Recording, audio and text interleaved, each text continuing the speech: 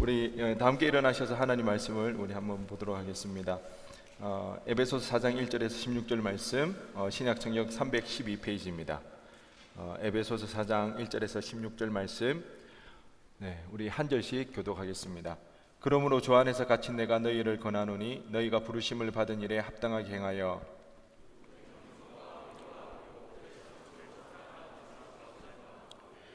평안에 매는 줄로 성령이 하나 되게 하신 것을 힘써 지키라.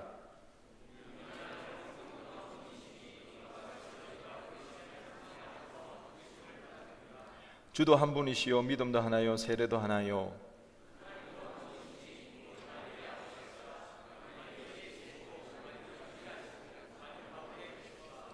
우리 각 사람에게 그리스도의 선물의 분량대로 은혜를 주셨나니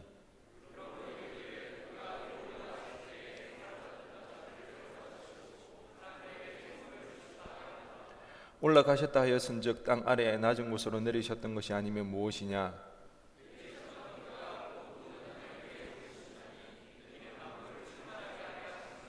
그가 어떤 사람은 사도로 어떤 사람은 선지자로 어떤 사람은 복음 전하는 자로 어떤 사람은 목사와 교사로 삼으셨으니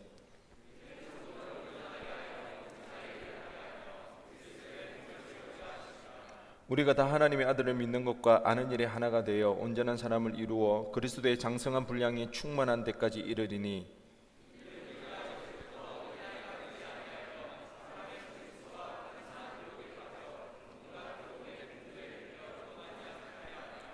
오직 사랑 안에서 참된 것을 하여 범사에 그에게까지 자랄지라. 그는 머리니 곧 그리스도라.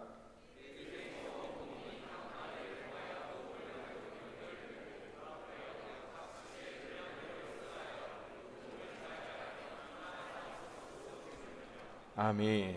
자리에 앉으시기 바랍니다.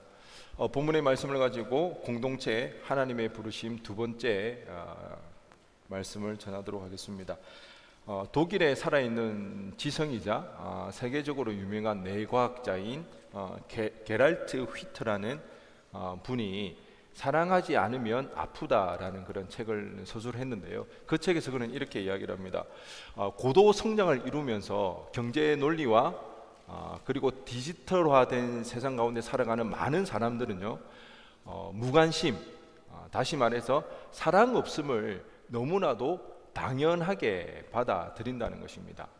이 때문에 치열한 경쟁 사회를 살면서 사랑하는 법을 잃어버렸기 때문인데요.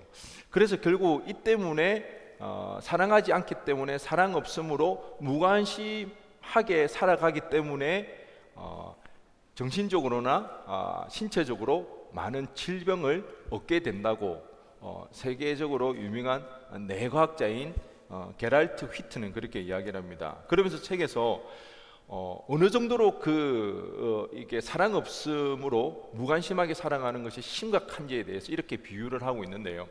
오늘날 고도로 발달된 선진국, 특별히 선진국에서요, 점점 더 빈번하게 나타나는 신체적, 정신적 만성 질환은 중세 패스트와 비슷하다. 중세 14세기 유럽을 휩쓸고 갔던, 그래서 수많은 사람들이 죽어나갔던 유럽의 절반이 이 패스트 흑사병으로 인해서 죽었다고 그래요. 그리고 아시아와 전 세계에 걸쳐서 이 흑사병으로 죽었던 사람이 대략적으로 14세기에 인구가 4억 5천이었는데 흑사병이 지나고 나서 그 인구가 3억 5천으로 줄었대요. 그래서 대략 이 흑사병으로 죽었던 사람이 한 1억 명 되지 않을까. 어마어마한 사람입니다. 우리 옆에 한번 보실까요? 두 명 중에 한 명이 죽은 거예요. 흑사병으로 50% 이상이.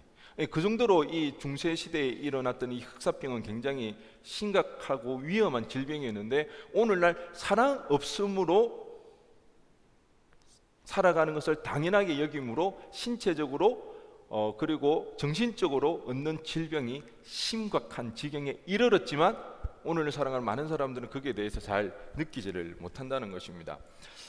우리 인간은요, 투명 인간 취급하거나 거부당하거나 그리고 당하게 되면요, 우리 뇌에서는 육체적 고통을 겪을 때와 똑같은 신경망이 발생한다고 합니다.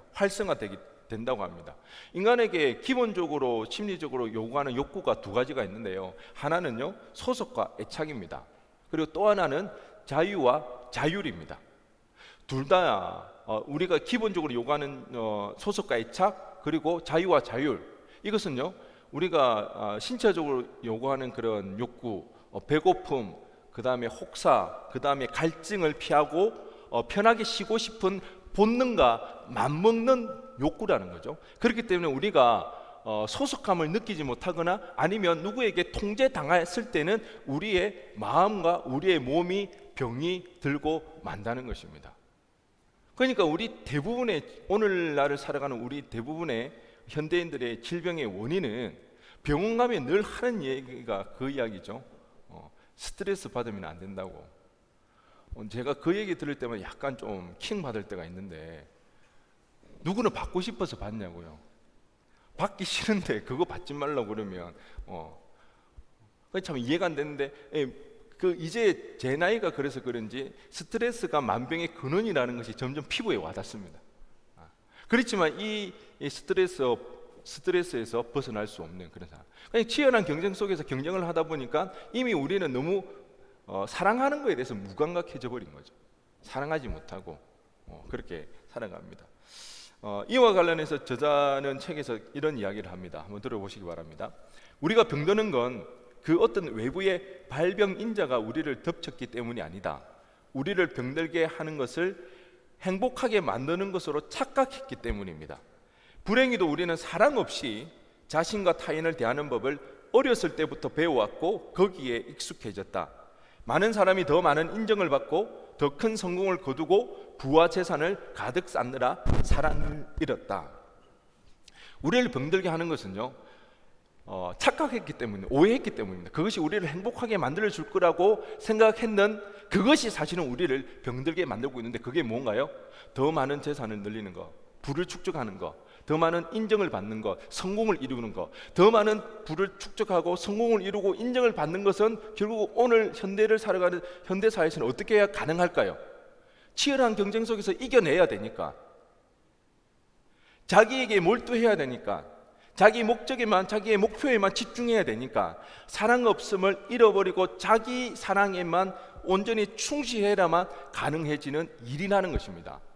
그것으로 인해서 더 많은 인정을 받고 성공을 이루고 더 많은 부를 축적하면 자기는 행복할 거라 생각했기 때문에 우리는 그 사랑하는 것을 희생시켜 버렸지만, 사실은 그것으로 인해서 우리는 마음의 병이 든다는 거죠. 제 얘기가 아니라 누구 이야기라고요?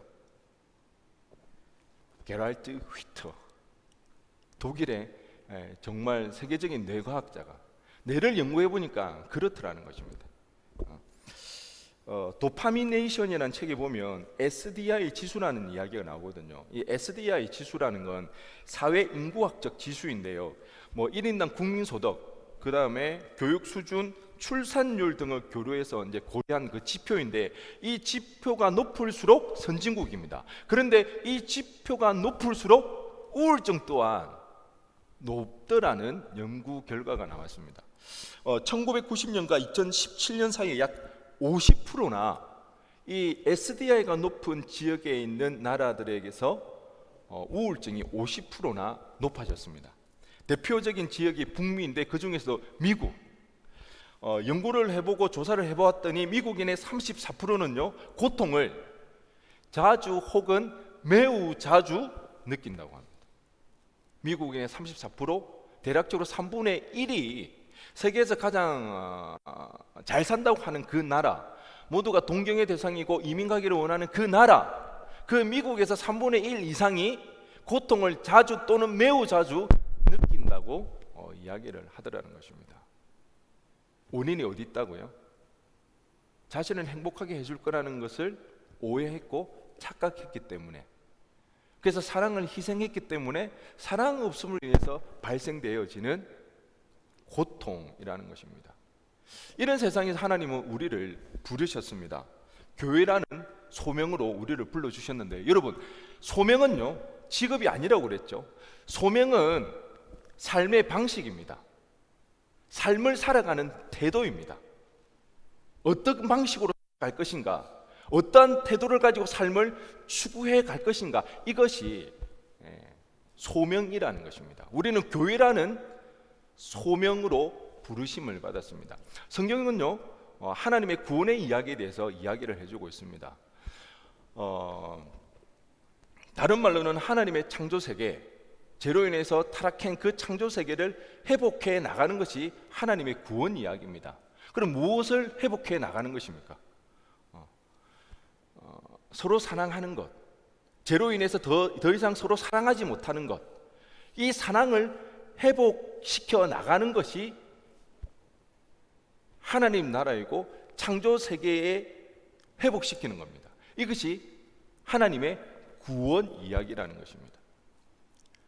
우리 내부적으로는 서로 사랑하는 것에 대해서 상상할 수 없고 꿈꿀 수 없었지만 하나님의 영감으로 가득 찬 그 성경을 통해서 하나님의 구원의 이야기가 무엇인지를 우리는 알게 되어집니다. 우리가 죄로 인해서 이만큼 우리는 타락해서 사랑하지 못하는 상태에 있구나. 그것을 알고 하나님의 부르심을 쫓아서 우리가 살아가는 것, 하나님 나라를 회복하는 것, 이것이 구원 이야기입니다. 여러분, 구원 이야기, 하나님의 구원 이야기의 실제는 교회입니다. 하나님 구원 이야기의 실제가 뭐라고요? 교회이고요. 그 교회가 바로 우리라는 것입니다. 우리를 통해서 하나님의 그 구원의 이야기가 실현되어져 가고 있다는 것입니다. 여러분, 교회와 세상의 차이는 무엇입니까? 교회와 세상의 차이, 사랑에 있고 없음입니다. 목사님, 세상에도 사랑이 있지 않습니까? 사랑하지 않습니까? 아니요. 그런 사랑 말고요. 세상 사람들은 도덕적으로는 탁월할 수 있습니다. 하지만 거기는 한계가 있습니다. 교회에서 말하는 그 사랑, 자기 중심적인 그 사랑이 아니라 도덕적으로만 타고난 것이 아니라 타자지향적인 사랑, 우리의 존재 자체가 나 자신을 위해서 존재하는 것이 아니라 누구를 위해서? 다른 사람을 위해서 존재한다는 이 사실, 이 내용들은 생각해낼 수가 없고 상상할 수가 없고 꿈꿀 수 없는 내용이죠. 하지만 하나님의 나라가 꿈꾸는 이야기, 하나님 나라의 회복, 성경이 말하는 사랑은 바로 이러한 사랑이라는 것입니다. 그렇지만 세상은 어떤가요? 자기 중심입니다. 자기 위주입니다. 자기가 행복하기 위하여서 자기 사랑하는 그 일에 총의 관심사가 놓여져 있더라는 것입니다. 하지만 성경은, 그리고 뇌과학자는 그렇게 이야기를 하는 거죠. 그것이 오히려 우리를 병들게 만들었다는 거예요. 우리를 마음적으로나 육적으로나 마음과 몸을 병들게 만들었다고 이야기를 합니다. 오늘 본문에서 사도 바울도 똑같은 이야기를 합니다. 오늘 보면 2절에 보니까 모든 겸손과 온유로 하고 오래 참음으로 사랑 가운데 서로 용납하고, 겸손, 온유, 오래 참음, 일명 한번 따라해 보겠습니다. 손유음. 한번 따라해 보겠습니다. 손유음. 어떻게 해서 손유음인지 아시겠죠? 겸손의 손, 온유의 유, 오래 참음의 요즘 손씨가 대세인 것 같아서 손흥민이 있고, 우리 교회 10층에도 거기까지만 하겠습니다. 손씨가 대세이기 때문에 손유음을 한번 해봤는데요. 겸손, 온유, 오래 참음, 이 손유음을 통해서 우리는 서로 용납하면서 사랑을 이루어 가야 됩니다. 여러분의 직장인, 학교에서 이 사랑을 발견할 수가 있습니까? 이것을 기대할 수 있습니까? 얼마나 기대할 수 있나요? 언제까지 겸손하고 온유하고 오래 참음으로 서로 용납하는 그 일이 몇 번까지 가능할까요? 여러분의 직장이나 여러분의 학교에서는 마냥 기다려주는 것, 마냥 참아주는 것, 어떻게 보면 그것만큼 비효율적인 것, 비생산적인 것은 없습니다. 어떻게 보면 세상 사람들이 볼 때는 멍청한 일에 지나지 않을 수도 있습니다. 하지만 성경은 오늘 이야기하는 것을, 그것이 바로 뭐라고요? 사랑이라는 것입니다. 우리가 추구해야 되는 삶의 태도, 삶의 방식은 바로 그거라는 것입니다. 손요음을 통해서 서로 용납하고 하나 되어지는 그 일을 행해야 되는 것이, 그것이 바로 우리를 향한 부르심이라는 것입니다. 우리가 이 일을 해나갈 때에, 우리가 교회로서 온전히 살아갈 때에 우리는 세상과 구별되어질 수가 있습니다. 살아가는 세상 가운데 여기가 하나님의 나라라고 굳이 말하지 않아도 살아가는 그 세상 사람들이 사랑이 넘치는 이곳을 바라볼 때에 찾아오게 되어지는 것입니다. 세상에서는 그런 따뜻한 사랑을 느껴보지 못했으니까, 치열한 경쟁 속에서 숨 쉴 틈도 없는 틈바구니 속에서 기다려주고 참아주고 용납해주는 그런 따뜻한 곳이 있다면 찾아오지 않겠습니까? 오늘 문득 그런 생각이 들었습니다. 보통 그런 이야기 하거든요. 국민소득이 3만 불 이상 되면 더 이상 교회가 성장하지 않는다, 교회가 폐쇄되어진다, 교회가 술집으로 바뀐다. 유럽의 교회가 그랬거든요. 우리도 가난하고 마냥 아무것도 모를 때는 복음을 막 전했습니다. 그래서 그럴 때는 복음이 막 전파되어졌습니다. 그런데 이제는 어떤가요? 복음 전도가 쉽지가 않습니다. 왜 복음 전도가 쉽지가 않을까요? 이미 우리의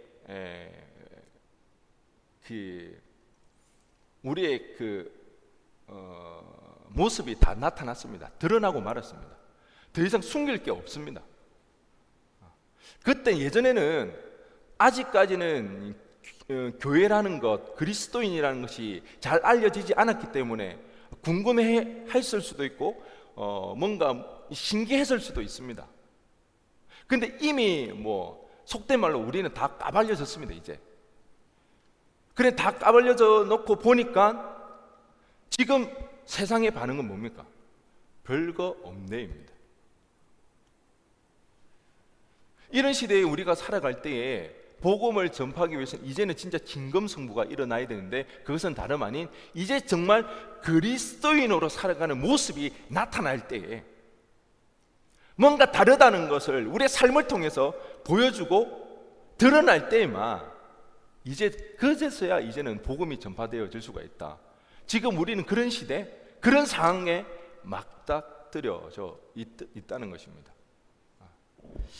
그렇기에 우리는 무엇보다도 우리가 서로 용납하며 사랑하는 이 일에 우리는 힘을 써야 합니다. 힘을 모아야 하는 것입니다. 손유음이란 무엇인가 우리가 한번 생각해 보기를 원하는데, 문제는요, 사랑하는 이름의 겸손. C.S. 루이스는 이런 이야기를 했습니다. 겸손에 대해서. 겸손이란 자신을 낮게 생각하는 것이 아니라 적게 생각하는 것이다. 겸손이란 뭐라고요? 자신을 낮게 생각하는 게 아니라 어떻게 생각하는 거? 적게 생각. 진짜 뛰어난 학자는 100년에 한 번 나올 만한 인물이라 그러죠. 그런 사람은 뭔가 좀 다르긴 달라요. 기가 막히죠. 겸손은 자신을 낮게 생각하는 것이 아니라 적게. 우리는 오로지 자기에 몰두해 있습니다. 자기에게 집중되어져 있습니다. 자기밖에 모른다는 거예요. 그것은 겸손한 사람이 아니라는 거예요. 자기밖에 모르는 교만한 사람이라는 거죠.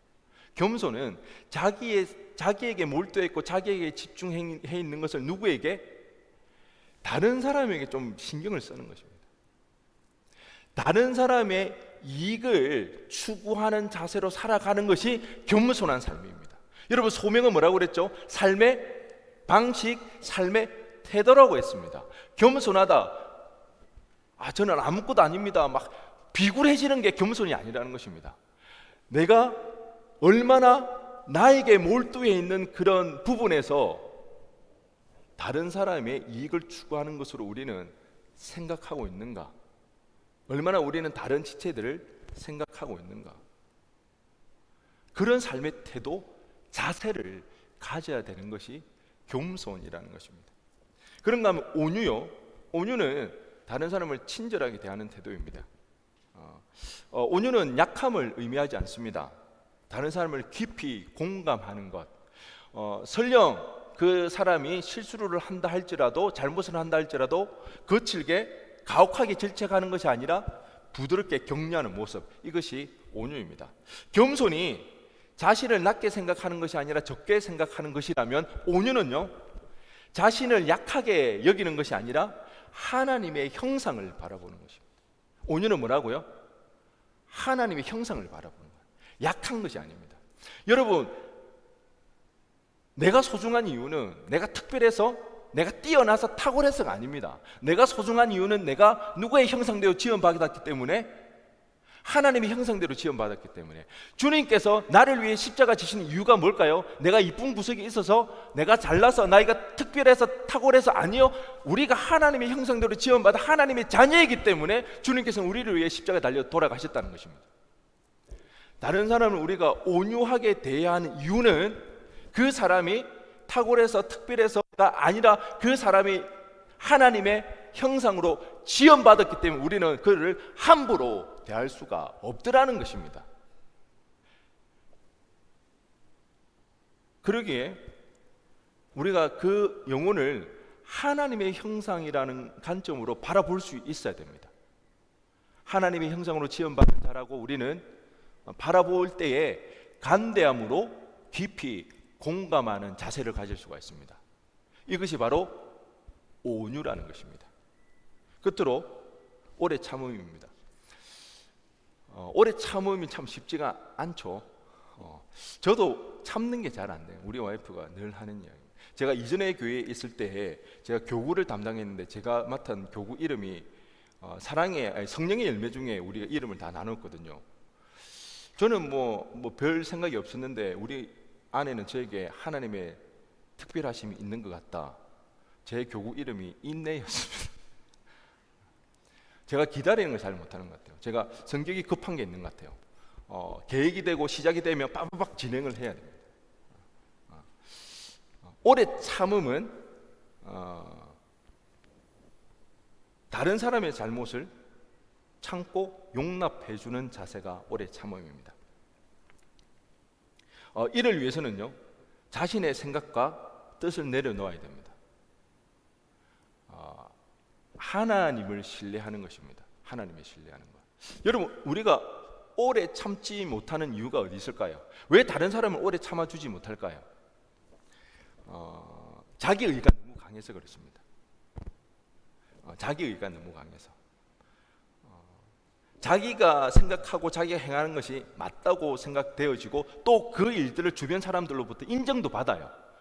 그러니까 자연스럽게 자기뿐만 아니라 주변 사람에 의해서 자기 의가 나타나게 되겠죠. 그래서 그 자기의 의로 다른 사람들을 재단하고 판단하기 때문에 뭐 하려고 합니까? 옳다는 명분으로 다른 사람을 통제하기 시작하더라는 것입니다. 자기 의에 의해서 통제할 때에 우리는 오래 참아줄 수가 없습니다. 다그치게 되더라는 거죠. 여러분, 우리 모두 예수 믿고 사람 됐습니다. 맞나요? 뭐 여전히 부족하지만 그래도 예수 믿어서 이 정도 변화되었습니다. 할렐루야. 아닌가요? 예수 믿어서 우리 그나마 사람 됐는데 하나님이 우리를 참아주셨거든요. 제가 그런 생각을 한 적이 있습니다. 항상 제가 사역을 하거나 목회를 하다 보면 신학을 하겠다고 하는 지체들이 많이 옵니다. 그러면 뭐 다들 뭐 본 눈은 있으니까 쟤는 아닌 것 같다. 쟤는 괜찮나? 그런 이야기도 하고 저도 그런 이제 판단을 내릴 때도 있습니다. 근데 진짜 제가 진심으로 하는 고백은요, 하나님이 나를 변화시켰다면 그 친구도 변화시킬 수가 있다. 지금 상태로는 너무 과하게 고개를 끄덕이시는 것 같은데, 지금 상태로는 아닐지 모르지만 나를 봤을 때 나도 돌아서 보니까 너무 형편없더라는 거죠. 이런 나를 변화시켜서 하나님께서 목회자로 삼으셨다면, 누구든 하나님이 뜻하신다면 그를 변화시켜서 하나님의 사역자로 사용하지 못한 사람은 없다. 사실 이게 저의 신앙 고백입니다. 이게 제 진심입니다. 그렇지만 그렇게 찾아오는 지체들이 늘 이야기하죠. 하나님의 부르심이 있는가? 확신 없으면 안 된다. 조심해야 됩니다. 할 일 없어서, 공부 못해서 가는 데가 신학교 절대 아닙니다. 하나님은 그런 나를 기다려 주시고 그런 나를 변화시켜 주신다는 거죠. 오래 참음. 자신의 의리를 내려놓고 상대방을 통제하지 않고 하나님을 의지하는 자세, 그럴 때 우리는 오래 참아 줄 수가 있습니다. 이렇게 손녀음을 추구하는 자세로 우리가 삶을 살아가면 우리 안에서 서로 용납하고 평안에 매는 줄로 하나가 되어져 정말 우리 가운데 하나님 나라가 회복되어지고 교회로 살아가게 됩니다.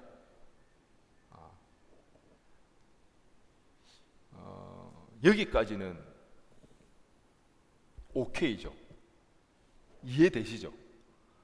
문제는 알지만 잘 안 되더라는 겁니다. 알고 있지만 막상 그렇게 살려고 하다 보니까 참 어려운 점이 많더라는 거죠. 그래서 때로는 몇 번 시도하다가 포기하게 되어지고 나중에는 오히려 부담감이 되어지고 교회 오는 것 자체가 이제 부담이 되는 그런 일들이 많이 일어납니다. 그런데 가만히 생각해 보면 여러분, 왜 이런 부담감이 되어질까요? 왜 이런 일이 일어날까요? 자기가 하려고 해서 그럽니다. 자기가.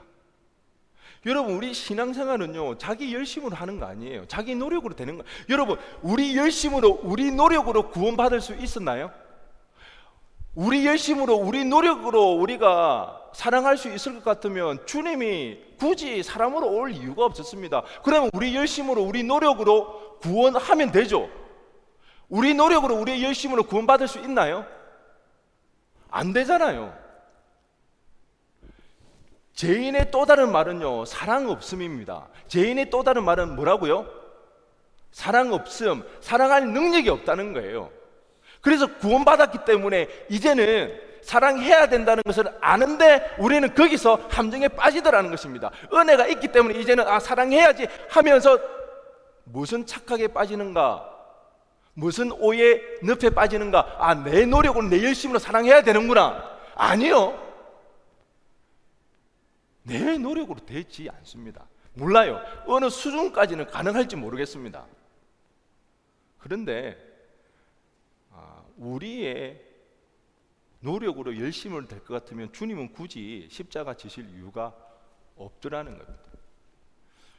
여러분, 그렇기 때문에 우리는 늘 사랑하기 위하여서, 이 손유름을 이루기 위해서 겸손하고 온유하고 오래 참음으로 서로 용납하여 사랑을 이루고 하나가 되어지기 위해서 우리는 늘 기도해야 하는 것입니다. 여러분, 사랑하기 위해서 얼마나 치열하게 기도하십니까? 여러분의 악기를 위하여서, 여러분의 비전을 위하여서, 여러분이 소원하는 바를 위해서 하나님 앞에 간절히 기도하는 만큼 여러분 사랑을 위해서 기도하시나요? 이것이 우리의 부르심이고 이것이 우리가 교회로 살아가야 되는 우리의 가장 중요한 삶의 방식이고 태도라고 여겼을 때 여러분 이것을 놓고 얼마나 기도하시냐는 겁니다. 기도해야 합니다. 여러분, 우리의 힘으로 된다 안 된다? 안 된다는 겁니다. 그래서 우리는 기도해야 되는데요, 무엇을 위해서 기도해야 되는가? 첫째, 성령을 구하는 기도. 한번 따라해 보겠습니다. 성령을 구하는 기도. 성령을 구하는 기도를 해야 됩니다. 오늘 본문 3절 말씀에 평안에 매는 줄로 성령이 하나 되게 하신 것을 힘써 지키라. 하나 되게 하시는 분은 누구시라고요? 하나 되게 하시는 분은 누구시라고요? 성령님이십니다. 내가 하나 되어지지 않습니다. 내가 슈퍼맨처럼 뭔가를 이룰 수 없어요. 내 노력으로, 내 헌신으로, 내 섬김으로 하나가 될까요? 분란만 안 일으키면 다행입니다. 안 된다는 거예요. 하나 되게 하시는 분은 누구시다? 성령님이시라는 것입니다. 그렇기 때문에 우리는 손유음을 행하기 위해서 제일 늘 해야 될 것은 성령을 구하는 기도를 해야 됩니다.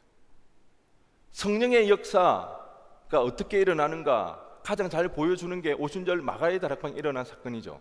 여러분, 이것은 여러분 마음에 간직해야 됩니다. 깊이 기억하고 있어야 되는 것입니다. 아마 제 설교에 자주 등장하는 이야기일 겁니다. 오순절날 마가의 다락방에 일어났을 때 그들에게 어떤 일이 일어났습니까? 어떤 변화가 일어났나요? 사도행전 4장 32절 말씀입니다. 우리 다 함께 한번 읽어보도록 하겠습니다. 시작.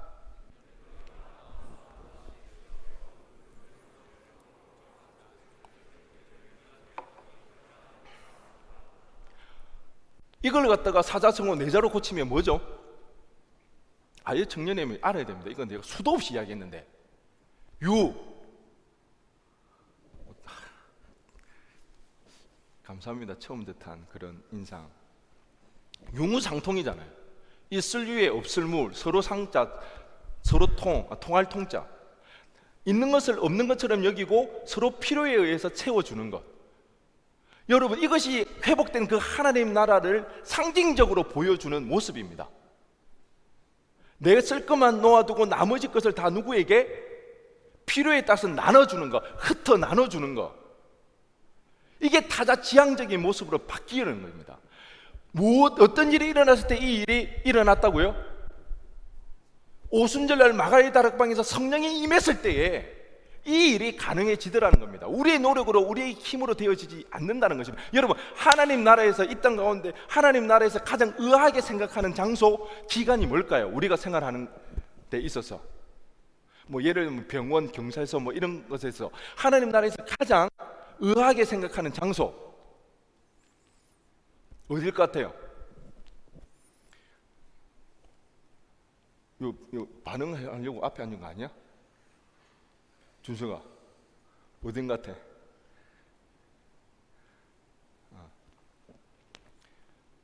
은행입니다. 여러분, 은행이 이상한 그 기관이라고 생각해 보신 적이 있나요? 은행은 너무 우리에게 긍정적이고 너무 좋은 이미지잖아요. 그런데 하나님 나라에서는 은행만큼 이기적인 장소도 없습니다. 은행에 우리는 돈을 넣어두죠. 어떤 돈을 넣어둡니까? 내가 쓰고 남은 돈을 넣어두죠. 내가 이 정도만 쓸 것을 갖고 더 이상, 사실 이거는 은행에 넣는 돈은 없어도 되는 돈이잖아요. 하나님 나라는 은행이라는 개념이 있을 수가 없는 거예요. 내가 더 이상 쓰지 않아도 되는 돈을 왜 은행에 넣어둬요? 나는 필요한데. 나는 필요하다고요. 여러분, 나는 필요한데 왜 은행에다 그 돈을 넣어두냐고요. 왜 주식을 하죠? 주식하는 돈 없어도 나는 먹고 살아갈 수 있는데. 여러분, 이미 우리는 너무 타락해 있는 거예요. 너무 우리는 자기 중심적이고 자기에게 집중해 있는 우리의 모습이라는 겁니다. 이런 상태에서 우리의 노력으로, 우리의 힘으로 사랑이 가능할까요? 여러분, 그렇다고 제가 공산주의를 이야기하는 거 아닙니다. 공유 재산을 통해서 우리 다 나눠야 돼. 그런 거 아니에요. 오해하시면 안 됩니다. 인간 세계에서 죄인으로 살아가는 이 세상에서 한계가 있는 것 같아요. 여러분, 저금 열심히 하시기 바랍니다. 너무 저금 할 돈이 많아서 좀 벅차면 저한테도 조금 도네이션 해도 괜찮고요. 헌금 해도 괜찮고. 그렇다는 거예요. 은행이라는 곳이 사실은 정말 의아한 장소가 은행일 수가 있다는 거죠. 이런 상태에 있는 우리가 감히 사랑을 할 수 있다? 불가능해요. 여러분, 성령이 임했을 때 어떻게 가능해지는가 가장 잘 보여주는 인물들이 예수님의 제자들입니다. 예수님의 12제자들. 예수님이 기분대로 그 12제자를 불렀나요? 아무나 나 하고 싶습니다 하면 할 수 있었던 게 12제자인가요? 아니요. 주님이 밤새 기도하는 가운데 선택해서 세웠던 인물이 누구다? 12제자라는 것입니다. 특별히 그들은 주님과 3년 동안 동거동락했습니다. 같이 먹고 같이 자면서 예수님의 말씀을 배우고 예수님의 기적의 현장 가운데 함께 있었습니다. 그렇게 3년을 했지만 그들은 결국 주님의 십자가 지실 때 어떻게 했나요? 배신했습니다. 도망갔습니다. 아무도 남지 않았습니다. 하지만 극적인 변화가 일어나죠. 언제? 그들이 오순절날 마가의 다락방에서 성령을 충만하게 되어졌을 때 그는 변했습니다. 목숨 걸고 복음을 전하는 자들이 되었다는 것입니다. 이것이 우리에게 의미하는 바가 뭔가요? 제자들이 탁월해서 목숨 걸고 복음을 전했다? 아니요. 그들이 그렇게 할 수 있었던 것은 그들에게 뭐가 임했기 때문에? 성령이 임했기 때문에 가능했다는 것입니다. 그렇다면 이 12제자 주님이 그렇게 심사숙고해서 뽑으시고 3년 동안 가르쳤는데도 불구하고 그들이 주님을 떠났다는 것은 그들이 형편없는 인간이라는 겁니까? 아니요. 인간은 원래 그렇다는 겁니다. 인간의 한계를 보여주는 게 그 모습이라는 것입니다. 우리의 의지대로 우리의 힘으로는 할 수가 없다.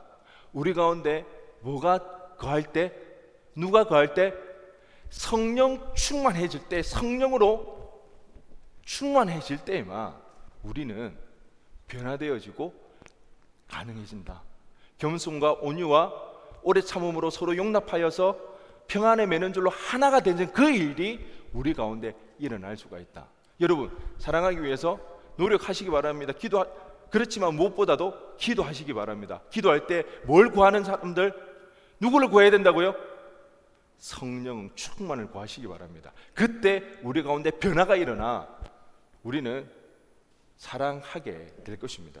두 번째 기도는요, 지체를 위한 기도입니다. 한번 따라해 보겠습니다. 지체를 위한 기도.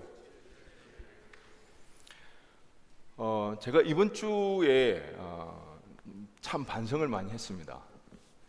저희 아내가 몇 주 전부터 손목이 굉장히 아프다 그러더라고요.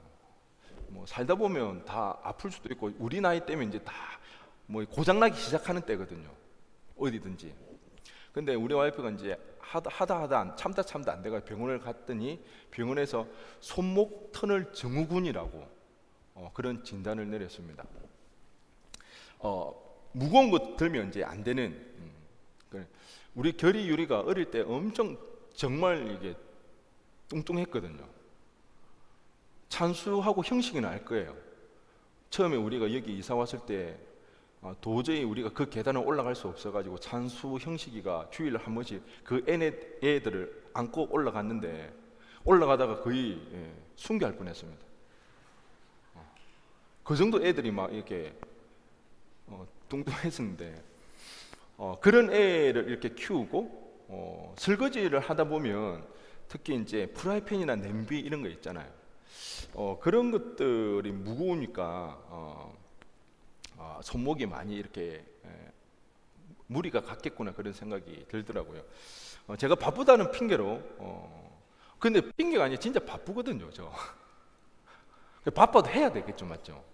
해야 되는데 그 핑계로 제가 잘 도와주지를 못했는데 그래서 제가 어젠가 그제 너무 미안해가지고 제가 설거지를 좀 했어요. 앞으로는 이제 설거지 할 겁니다. 안 믿는 눈빛인데 제가 바나나를 이렇게 믹서기에 갈아가지고 이렇게 마시고 나서 그 믹서기를 이렇게 씻었는데 와 이게 보통 무거운 게 아니더라고요. 그래서 정말 이런 거 설거지 하느라고 참 많이 그동안 고생을 했구나. 그래서 더 이제 그 미안한 마음이 들었습니다. 여보 미안해. 사랑해. 근데 여러분 제가 우리 아내를 사랑하지 않아서가 아닙니다. 저 누구보다도 우리 와이프 사랑하거든요. 늘 제가 그 모습을 보면서 제 마음 가운데 늘 도와줘야 된다는 그런 마음을 가지고 있었습니다. 늘 생각은 있었어요. 힘들 텐데 내가 도와줘야 되는데 근데 이번 일을 겪으면서 왜 그런 마음이 있고 생각이 있으면서도 내가 도와주지는 못했을까 한번 생각을 해보니까 원인은 다른 게 아니라 습관이 안 돼서 그렇더라고요. 습관이. 이러에도 제가 굉장히 좀 귀하게 자랐거든요. 제가 자랄 때 집에서 설거지를 거의 안 해왔습니다. 그래서 우리 와이프는 우리 결이 유리를 어릴 때부터 할 수 있을 때부터 이제 철저하게 설거지 청소 다 시키려고 하더라고요. 저도 대찬성했습니다. 얘들이 해야 되지. 제가 어릴 때부터 가정에서 그렇게 설거지를 하는 그런 습관이 안 들어있다 보니까 생각은 있고 마음은 있지만 실제로는 잘 되지가 않더라는 것입니다. 우리가 지체를 위해 기도해야 하는 이유는요, 사랑하지 않거나 마음이 없어서가 아니에요. 그런데 습관되어지지 못하는 부분이 있기 때문에. 왜? 첫째는요, 우리가 너무 바쁩니다. 여러분, 학업이나 직장에서 너무 바빠요. 때로는 버거울 정도로 많은 일에 짓눌려서 생활하게 됩니다. 그러다 보면 주변 지체들을 생각할 겨를이 없다는 겁니다. 마음이 없어서가 아니라는 거죠. 내 일상이 너무 바쁘다 보니까. 둘째는요, 우리는 원래 태생적으로 자기 위주입니다.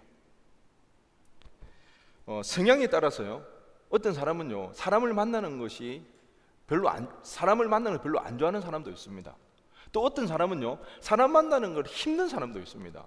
저는 정말 놀랬던 것 중에 하나가, 제가 아직도 잊혀지지 않는 것 중에 하나가, 제가 아는 어떤 부목사님은요, 되게 좀 나이가 젊었는데 뭐 어르신들, 담임 목사님, 뭐 장로님들하고 식사하는 게 하나도 부담이 안 된다고 그러더라고요. 저는 그 이야기를 듣고 너무 충격이라 지금도 잊어지지가 않습니다. 어떻게 그게 부담스럽지 않을 수가 있지? 저는 한 번도 상상해 본 적이 없거든요. 그래서 사람 성향이 다 다른 거예요. 그런데 누군가는 사람을 만나는 게 태생적으로 어렵고 힘든 사람이 있더라는 것입니다. 그렇지만 우리는요, 자기 위주인 이 사고방식, 삶의 태도, 이거 고쳐야 됩니다. 이거는 교회를 이루고 하나님의 나라를 이루기 위한 부르심에서 반드시 고쳐져 나가야 되는 부분입니다. 성향 탓이라고만, 성격 탓이라고만 말할 수 없는 부분이라는 것입니다. 이것이 고쳐지지 않으면 우리 신앙생활 안 하겠다는 것과 마찬가지입니다. 교회로 불러주셨는데 나 교회 안 할래, 그것과 마찬가지예요. 여러분, 우리의 본성, 우리의 본능이 온전하지가 않잖아요. 모나고 잘못된 부분이 있잖아요. 우리가 신앙 안에서 온전한 사람이 되어 간다는 것은 우리의 연약함, 우리의 약함이 주님 안에서 어떻게 되는 거, 바뀌어 나가는 거, 변화되어져 나가는 거, 이것이 내가 죽고 예수로 살아가는 것이라고 제가 이야기했잖아요. 공동체, 사람을 소중하게 여기고 사람을 섬기는 게 너무 중요하다는 겁니다.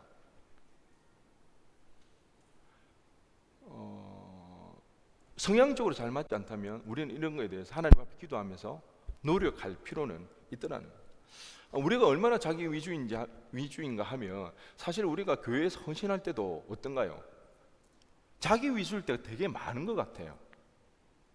하나님 앞에 헌신하고 섬기면서도 불구하고 보통 보면 내 위주로 섬깁니다.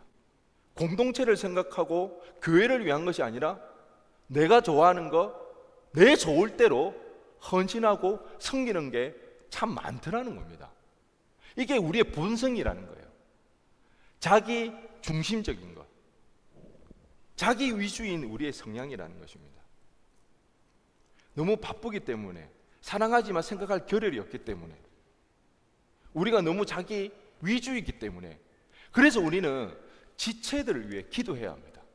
기도할 때에 우리의 성향들이 바뀌어갈 수가 있고요, 더 많은 관심을 가질 수가 있고요, 기도하는 가운데 우리는 또한 만날 수도 있거든요. 그 지체를 만나고 그 만남을 통해서 우리의 성향들이 바뀌어 나가는 겁니다. 저 또한 굉장히 사람 만나는 것에 대해서 어려움이 있었던 사람입니다. 그렇지만 이 목회 생활을 하면서 여전히 지금도 조금 어려운 부분은 있습니다. 하지만 많이 고쳐져 나가고, 처음에는 그것에 대해서 제가 인지조차도 못했습니다. 그런데 이제 와서 사람이 너무 중요하다는 것, 서로 사랑하고 섬기고 사람과의 관계가 너무 중요한 것, 공동체 없이는 하나님의 나라는 있을 수 없다는 것을 알기 때문에 힘든 일이지만 우리는 반드시 해 나가야 된다는 것입니다. 이번 한 주 제가 개인적으로 되게 좀 피곤한 일도 있었고요. 그렇지만 우리 지체들 중에 너무 힘든 사람이 많아서 좀 더 힘들었던 그 한 주였습니다. 어떤 말로도 위로할 수 없고 도저히 제 머리로는 대답해 줄 수 없는 그런 어려움에 처한 지체들이 있었습니다. 저한테 연락 온 지체만 해도 3명입니다. 제가 이럴 때만 참 힘들거든요. 사실 해줄 말을 찾지 못하고요, 제가 어떤 해답을 찾아줄 수 없을 때 그때만큼 곤혹스러울 때도 없는데, 제가 오늘 여러분 우리 찬양했잖아요. 마지막 찬양이 내가 예수를 못 박았습니다. 그러면서 내가 다시 예수를 바라봅니다. 그 찬양을 하는데 순간적으로 우리 이 지체들이 생각이 났습니다. 앞길이 보이지 않아. 도저히 어떻게 이 문제를 해결해 나가야 될지를 몰라서 막막해하는, 눈물밖에 나오지 않는 이 지체들이 주님, 그래도 주님 바라본답니다. 주님, 그래도 주님 바라봅니다. 제가 그 마음이 들으니까 그 마음이 들었는데요, 너무 마음이 아프더라고요. 이게 바로 내가 죽어가고 예수로 사는 거 아닐까. 예수님이 십자가에 못 박혔는데 제가 든 느낌은요, 이 친구들이 십자가에 못 박혔과 같은 그 어려움에 처해 있는, 그런데도 불구하고 이 친구들이 주님 바라봅니다.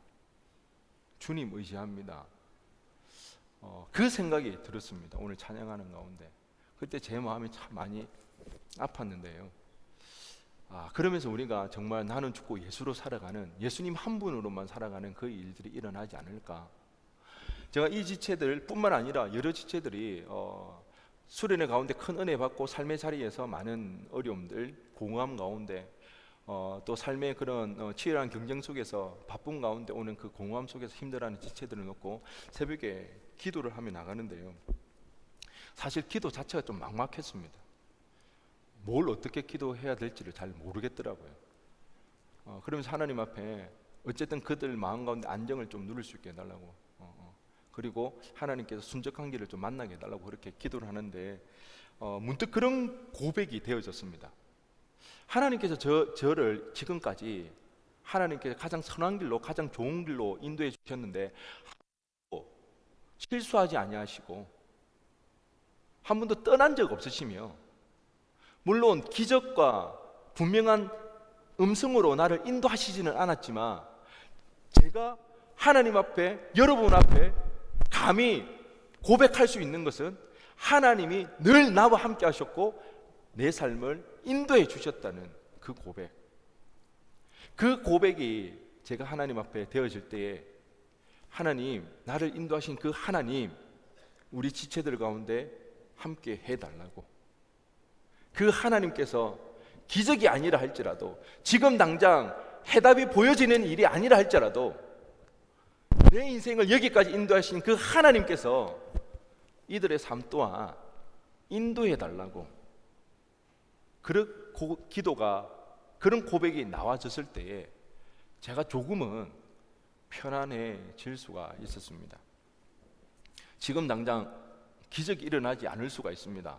지금 당장 하나님의 음성이 들리지 않고 하나님께 정확한 응답을 받지 못할 수가 있더라는 것입니다. 하지만 여러분 똑똑히 기억하시기 바랍니다. 하나님 우리와 함께 하시고 계시다는 것, 하나님 우리 인생을 인도해 가신다는 것, 하나님은 우리를 내어 버리지 아니하시고 늘 우리와 함께 하신다는 그 사실을 여러분 꼭 기억하시기 바랍니다. 혹시 우리 가운데 수련회 뒤에 밀려오는 공허함이나 치열한 삶 가운데 수련회 때 받았던 그 은혜 잃어버려서 무미건조한 그 마음으로 인해서 답답한 지체들이 있습니까? 그렇다면 하나님께 세미한 음성으로 엘리야를 만나주시고 그 세미한 음성 가운데 나를 죽여달라고 기도했던 그 엘리야를 살려주셨던 그 하나님께 여러분 구하시기 바랍니다. 기도하시기 바랍니다. 이제는 세미한 음성을 듣는 여러분 되기를 간절히 소원합니다. 그럴 때에 그 세미한 음성이 우리를 살리게 되는 것입니다. 여러분 꼭 하나님 찾으시기 바랍니다. 말씀으로 기도한 가운데 하나님을 찾으시기 바랍니다.